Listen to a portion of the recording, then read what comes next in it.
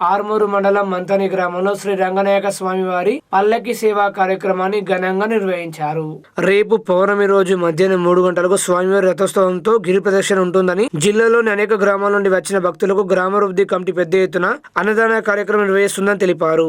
రేపు ఉదయం 10 గంటల నుండి స్వామివారి కళ్యాణం మొదలగు కార్యక్రమాలు జరుగుతాయని, కావున పలు ప్రాంతాల భక్తులు వచ్చి స్వామివారి కృపకు పాత్రులు కావాలని తెలిపారు. రంగనాయక స్వామి జాతర సందర్భంగా ఆర్మూరు నుంచి 2 ఆర్టీసీ ప్రత్యేక బస్సులను నడపనున్నట్లు వారు తెలిపారు.